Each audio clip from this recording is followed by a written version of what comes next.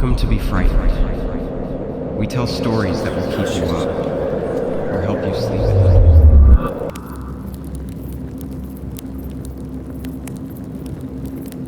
I am a night shift nurse, and as such, I am used to driving alone on the rural highways of western Pennsylvania. But I had no idea that my routine commute home would turn into a nightmare when an aggressive trucker decided to make me his target. It was raining heavily as I hit the highway.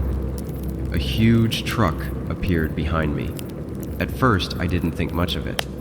But after a few miles, I realized something was off. This truck was following me way too closely. I sped up, hoping to create some distance. The truck matched my speed. I slowed down, thinking the driver would pass. He didn't. He stayed right there, on my tail. I took the next exit, hoping the truck would keep going. No such luck, unfortunately. It followed me down the ramp. Now on a dark, two-lane road, I frantically searched for a way out. I spotted a gas station and pulled in. The truck blocked the exit. Trapped, I grabbed my phone to call 911. Dead. I'd forgotten to charge it at work. I was on my own now. Suddenly, the truck backed up and took off. Must have noticed me grabbing my phone. I sat there, trying to make sense of it all. Eventually, I pulled out, constantly checking my mirrors. No sign of the truck. I felt relieved, but as I turned back onto the highway, there it was again, waiting for me. Fear took over me. I floored it, my car straining to outrun the behemoth behind me. I weaved through the little traffic there was, the truck somehow keeping pace. Other drivers honked their horns as I cut them off. My exit approached. Home was close, but I couldn't lead this maniac back to my place. At the last second, I swerved across lanes, missing my exit. The truck's horn blared as it slid past, unable to follow. I took the next exit and zigzagged through unfamiliar streets. After a while, I thought I'd lost it. I pulled into a 24-hour diner, my hands shaking as I parked. Inside, I ordered a coffee and tried to calm myself down. I was about to ask the waitress to call the police when I saw it through the window. The truck, pulling into the parking lot. I left some cash on the table, and I bolted for it, out the back door, ignoring the waitress's shouts. I ran through the kitchen and out into the alley behind the diner. Heavy footsteps followed me as I sprinted towards the main street. My car was still in the diner's parking lot, but I didn't dare go back for it. Instead, I ran along the street in the rain, ducking between buildings or behind trees whenever I heard a vehicle approach. I tried to figure out what to do next. I spotted a 24-hour Sheetz convenience store up ahead. Maybe I could call for help from there. As I neared it, I heard the roar of a large engine. The truck had found me again. I darted into the store, alarming the clerk behind the counter. "Call the police," I gasped. "Someone's after me." The clerk reached for the phone, but before he could dial, the truck pulled into the parking lot. Its headlights flooded the store as it parked sideways, blocking the entrance. The driver's door flew open. I hid behind a shelf as the store's bell jingled. I crawled along the aisle, trying to stay hidden behind the displays. The footsteps got closer as the trucker searched the store for me. The clerk and I rushed to the back of the store. He quickly unlocked the employee exit as the trucker's footsteps got closer. We slipped outside, the clerk locking the door behind us. "There's a police station 2 blocks down," he whispered to me, pointing. "Go!" I took off running, hearing the muffled shouts of the trucker inside the store. The sound of an engine revving made me run faster. As I turned the corner, I saw the police station ahead. I sprinted towards it, waving my arms. An officer stepped out, looking confused. Before I could explain, the truck tore around the corner. The officer immediately shifted his stance, one hand moving to his weapon, while the other reached for his radio. "Stop the vehicle!" he shouted. The truck didn't slow down. The officer yelled out for backup as the truck sped past us. Within seconds, his partner came out. The officer quickly explained the situation. Then they both jumped into their police car, activating their siren and lights as they took off after the truck. I later learned that the truck driver was wanted for similar incidents. They never found out why he targeted me that night. Maybe I was just in the wrong place at the wrong time. It's been a few years now. I still drive the night shift, but I'm always alert. Anytime I see a truck in my rearview mirror, it always makes me feel anxious.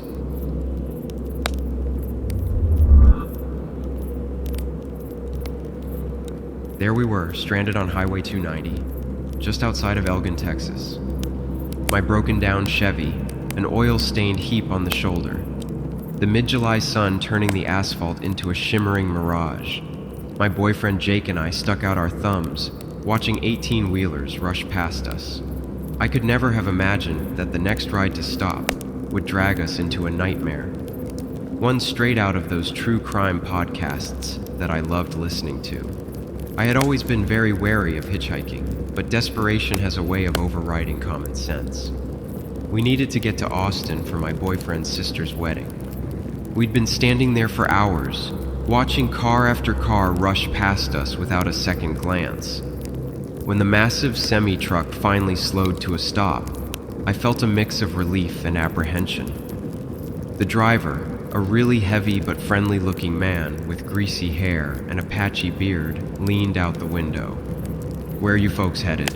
he called out. Jake explained our situation.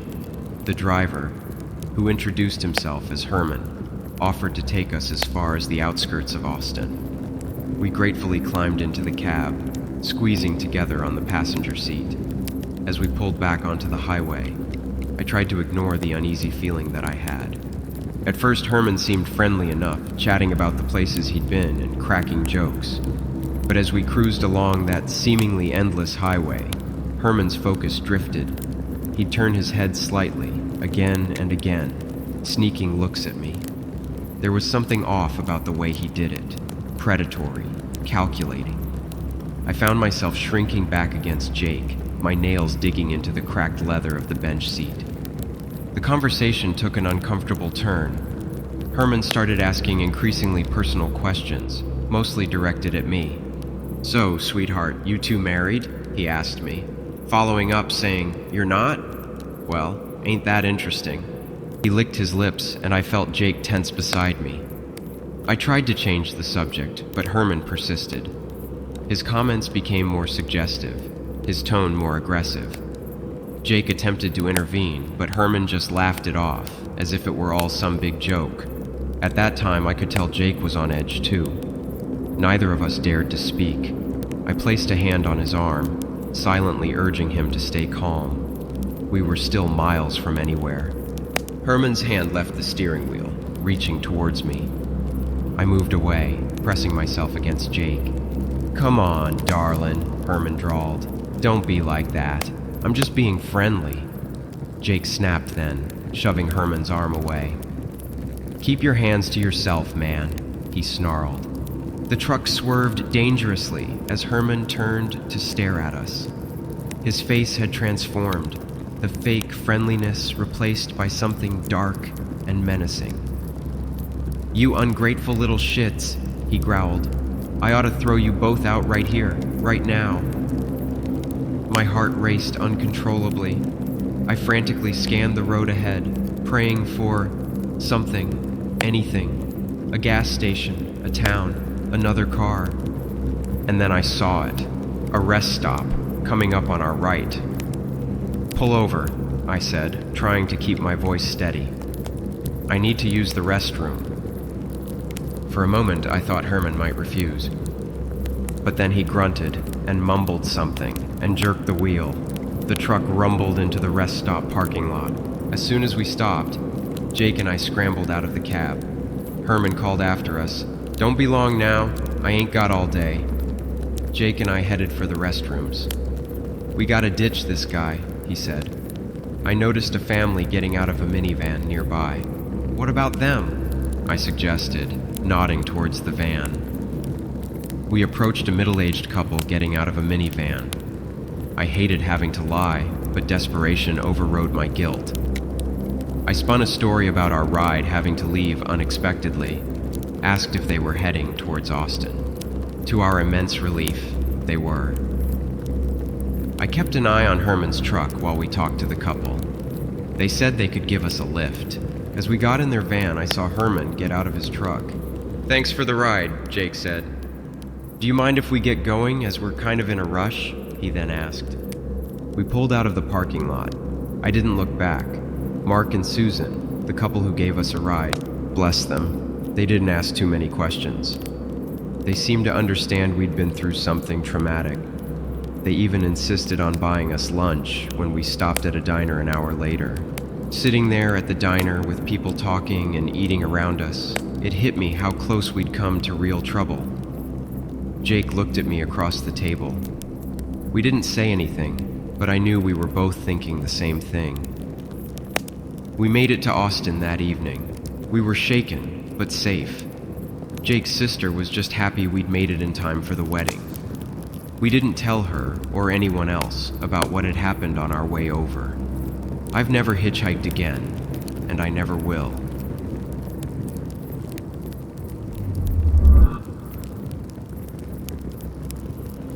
The night shift at that run-down motel off the highway in Gila Bend was normally mind-numbingly dull, which is why I liked it. Then, these beat-up trucks started rolling in, and suddenly, things weren't so quiet anymore. I had been working there for about a year, mostly to save up for community college. The pay was lousy, but the job was easy. Check in the occasional trucker, change some sheets, watch bad TV. Nothing to write home about. Then, those guys showed up. It started with one truck. Big rusty thing. The driver paid cash for a week, barely said a word. I didn't think much of it, at first. A few days later, another truck arrived. Similar deal. Cash. Minimal talking. By the end of the week, we had 5 of these trucks parked out back. We get all types at this place. But these guys, something was off about them. They'd come and go at weird hours, always together. Never used the vending machines or nothing. Just in and out, real quiet like. One night, I'm half asleep at the desk when I hear yelling outside. I peek out. 2 of them are going at it in the parking lot. One's swinging something. Looks like a tire iron. I'm wondering if I should call the cops or not. But then, it just stops. They both walked away like nothing had happened, laughing. Days went by, and the atmosphere at the motel got more and more tense. I'd catch glimpses of the men huddled together, talking in low voices. Sometimes they'd stop talking when I walked past. They'd just stare at me, like I wasn't supposed to be there. One night, I overheard a snippet of their conversation as I was changing the sheets in a room next door. Next shipment, Tuesday night. We gotta be careful. Shipment? What kind of shipment? I tried not to think about it, but my mind wouldn't stop imagining. Nothing legal comes to mind when you're talking about secret nighttime deliveries. I remember feeling on edge, but I couldn't just bail on the job. I needed the money, I had bills to pay, and work is scarce in a place like Gila Bend. So I kept coming in, trying to act normal while staying on high alert.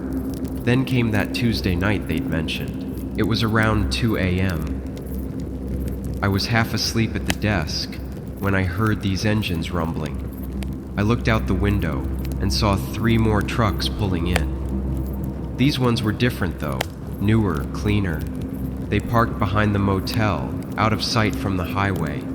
I couldn't help myself. I had to see what was going on. I slipped out the back door, trying to hide in the darkness. What I saw, I still can't believe it. They were unloading crates. Big wooden crates, like you see in the movies. The newcomers were handing them off to the regulars, who were loading them into their beat-up trucks. One of the crates slipped. It hit the ground hard and the lid popped off. Guns. The crate was full of guns. I must have made a noise because suddenly all eyes were on me. For a second, nobody moved. Then, "Hey, you!" they yelled. I ran, through the motel, out the front door, across the highway, footsteps following behind me. The truck stop loomed ahead. I sprinted across the lot. A big rig was pulling out. I yanked open the passenger door and jumped in. The driver looked confused. I told the driver that I needed a phone, and quickly. He hesitated, then nodded, saying he'd drop me off at the next gas station. For context, this was pre-cell phone days. As we drove, I gave him the bare bones. Trouble at the motel. He looked worried, but didn't ask questions. At the station, I called the sheriff, then my boss. Made up some story about a family emergency. Caught a bus back that afternoon. Spent a week looking over my shoulder, but nothing. No angry truckers, nothing. Quit the job at the motel. Found work at the gas station. Nothing fancy, but it paid. Time passed. Life got back to normal eventually.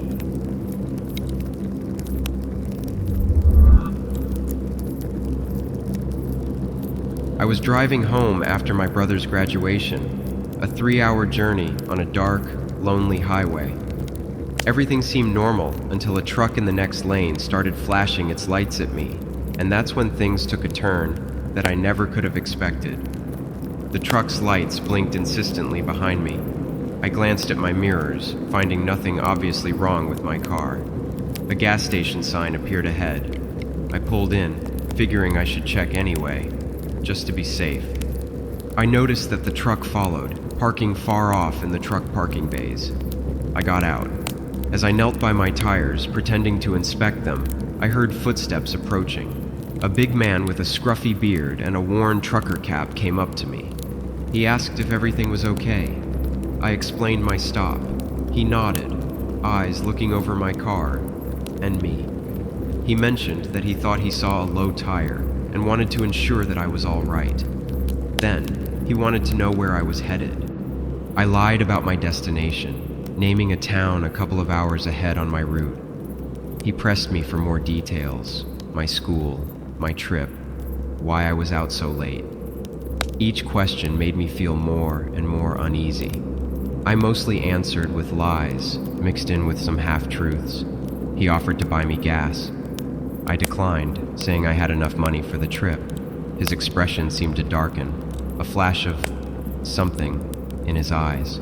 Anger, disappointment. While filling up, I kept my phone ready, 911 pre-dialed. He lingered nearby, too close for comfort. Then he commented that it was risky for pretty young women to travel alone at night. I wondered, was that a warning or a threat? I couldn't tell, and that scared me more than anything. I rushed to finish. As I got in my car, he warned me to stay alert, saying you never know what could happen on these roads at night. I drove off as fast as I could. I took random exits, backtracked, convinced I was being followed. The highway seemed endless. An hour in, nature called. I chose a busy truck stop, hoping crowds meant safety. As I hurried back to my car, another trucker hailed me from his rig. He asked if I was all right, noticing that I looked shaken. I froze, caught between seeking help and fleeing. I'm okay, I lied. He offered to follow me for a while to ensure that I was safe. The offer, probably well-intentioned, made me feel uneasy. I declined and left quickly. Sometime later, a car pulled alongside me, matching my speed. I stared straight ahead, ignoring the car.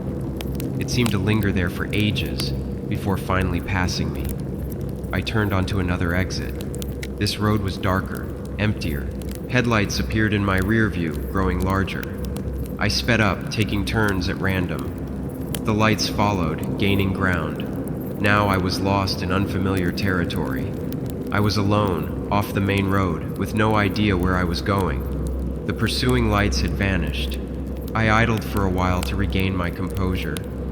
I finally made my way back to the highway.